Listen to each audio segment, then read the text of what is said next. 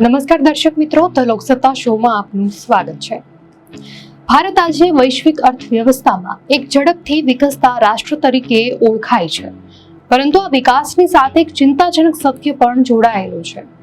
દેશમાં પ્રવર્તી રહેલી ઘન આર્થિક અસમાનતા તાજેતરમાં પ્રસિદ્ધ થયેલી વર્લ્ડ ઇનઇક્વાલિટી રિપોર્ટ 2026ના આંકડા આ હકીકતને વધુ મજબૂતીથી રજૂ કરે છે। આ મહત્વપૂર્ણ અહેવાલ અર્થશાસ્ત્રીઓ લુકાસ ચાન્સેલ, રિકાર્ડો ગોમેઝ કેરેરા, રોવાઇડા મોસ્ટ્રોફ અને થોમસ પિકેટી સહિત વર્લ્ડ ઇનઇક્વાલિટી લેબ સાથે સંકળાયેલા 200થી વધારે વિદ્વાનોના સહયોગથી તૈયાર કરવામાં આવ્યો છે। રિપોર્ટના મુખ્ય તારણો દર્શાવે છે કે ભારત એવા દેશોની યાદીમાં મોખરે છે જ્યાં અમીર અને ગરીબ વચ્ચેની ખાઈ સતત વધી રહી છે। દેશની કુલ આવકનો લગભગ 58% જેટલો મોટો હિસ્સો માત્ર ટોચના 10% લોકો જ હસ્તગત કરે છે। આની સરખામણીમાં વસ્તીના નીચેના 50% લોકો એટલે કે અડધાથી વધુ ભારતીયો દેશની કુલ આવકમાં માત્ર 15% જેટલો નજીવો હિસ્સો ધરાવે છે।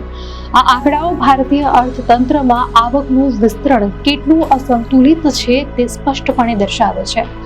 જો સંપત્તિના માપદંડ પર નજર કરીએ તો આ અસમાનતા વધુ ભયાવહ સ્વરૂપ ધારણ કરે છે। દેશના સૌથી ધનિક 10% લોકોની માલિકી દેશની કુલ સંપત્તિના લગભગ 65% જેટલી છે। વધુ ચોંકાવનારી વાત એ છે કે આ 10%માં પણ ટોચના માત્ર 1% અમીરો દેશની કુલ ધન સંપત્તિનો 40% હિસ્સો ધરાવે છે। રિપોર્ટ જણાવે છે કે વર્ષ 2014થી 2024 વચ્ચે આવકની બાબતમાં ટોચના 10% અને નીચેના 50% વચ્ચેનો તફાવત સ્થિર રહ્યો છે, જે સૂચવે છે કે આ માળખાકીય વિભાજન સતત ટકી રહ્યું છે। ખરીદ શક્તિ સમાનતા મુજબ રિપોર્ટમાં ભારતની સરેરાશ વ્યક્તિગત આવક વાર્ષિક €6,200 અને પ્રતિ વ્યક્તિ સરેરાશ સંપત્તિ લગભગ €28,000 આંકવામાં આવી છે। જો કે આ આંકડાઓ સરેરાશ દર્શાવે છે, આવક અને સંપત્તિના વિતરણમાં રહેલી અસમાનતાને કારણે મોટાભાગની વસ્તી માટે વાસ્તવિકતા આ સરેરાશથી ઘણી દૂર છે। આ રિપોર્ટ માત્ર આર્થિક અસમાનતા પર જ ધ્યાન કેન્દ્રિત નથી કરતો, પરંતુ લૈંગિક આધારિત અસમાનતાની વૈશ્વિક સમસ્યા પર પણ પ્રકાશ પાડે છે। દુનિયાના દરેક ક્ષેત્રમાં મહિલાઓ પુરુષો કરતાં વધુ કામ કરવા છતાં ઓછું વેતન મેળવે છે। રિપોર્ટ એક મહત્વનો તફાવત દર્શાવે છે। જો મહિલાઓના ઘરમાં કરવામાં આવેલા અવૈતનિક કામના કલાકોને પણ ધ્યાનમાં લઈએ તો તેઓ સપ્તાહમાં સરેરાશ 53 કલાક કામ કરે છે, જ્યારે પુરુષો સરેરાશ 43 કલાક કામ કરે છે। જો આ અવૈતનિક શ્રમને છોડી દઈએ તો પણ મહિલાઓ વેતનવાળા કામ માટે પુરુષોના પ્રતિ કલાકના વેતનનો માત્ર 61% જ કમાય છે, અને જો અવૈતનિક શ્રમનો સમાવેશ કરવામાં આવે તો આ આંકડો ઘટીને માત્ર 32% થઈ જાય છે।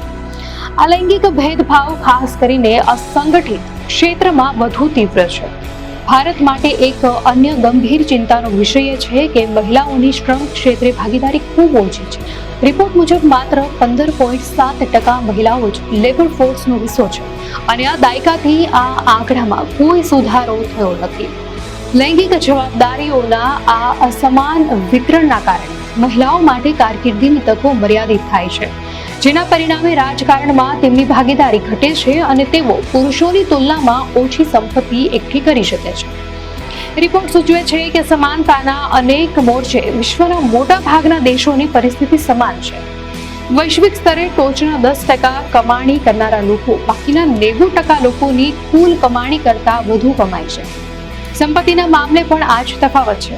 ટોચના 10% અમીરો પાસે વૈશ્વિક સંપત્તિનો 3/4 ભાગ છે, જ્યારે ઓછી આવક ધરાવતા લોકોના ભાગે માત્ર 2% સંપત્તિ આવે છે। રિપોર્ટના આંકડા મુજબ 1990ના દાયકાથી અબજોપતિઓની સંપત્તિમાં વાર્ષિક 8%ના દરે વૃદ્ધિ થઈ છે, જે વસ્તીના નીચલા અડધા ભાગની વૃદ્ધિ દર કરતાં લગભગ બમણી છે। સરેરાશ સંપત્તિમાં પણ આ ભેદભાવ સ્પષ્ટ છે। નીચેના 50% લોકો પાસે સરેરાશ લગભગ €6,500 સંપત્તિ છે, જ્યારે ટોચના 10% લોકો પાસે સરેરાશ લગભગ €10 લાખ સંપત્તિ હોય છે। આ રિપોર્ટ તૈયાર કરનાર વિદ્વાનો માને છે કે આ પડકારજનક રાજકીય સમયમાં અહેવાલનું મહત્વ વધી જાય છે। વર્લ્ડ ઇનઇક્વાલિટી લેબના સહનિર્દેશક થોમસ પિકેટીએ ભારપૂર્વક જણાવ્યું કે ઐતિહાસિક રીતે અસમાનતા માટે ચલાવવામાં આવેલા આંદોલનોને ચાલુ રાખીને જ આપણે આગામી દાયકાઓમાં સામાજિક અને જળવાયુ સંબંધિત પડકારોનો સામનો કરી શકીશું। અહેવાલ સ્પષ્ટપણે સૂચવે છે કે નીતિઓ દ્વારા આ આર્થિક અને લૈંગિક અસમાનતાને ઘટાડવાનો માર્ગ હજી પણ ખુલ્લો છે, જેના માટે નીતિગત હસ્તક્ષેપ આવશ્યક છે. દર્શક મિત્રો, અંગે આપની શું પ્રતિક્રિયા છે અમને કોમેન્ટમાં ચોક્કસથી જણાવશો. અને જો આપને આ માહિતી સારી લાગી હોય તો વિડીયોને લાઈક કરો અને ચેનલને સબસ્ક્રાઇબ કરો.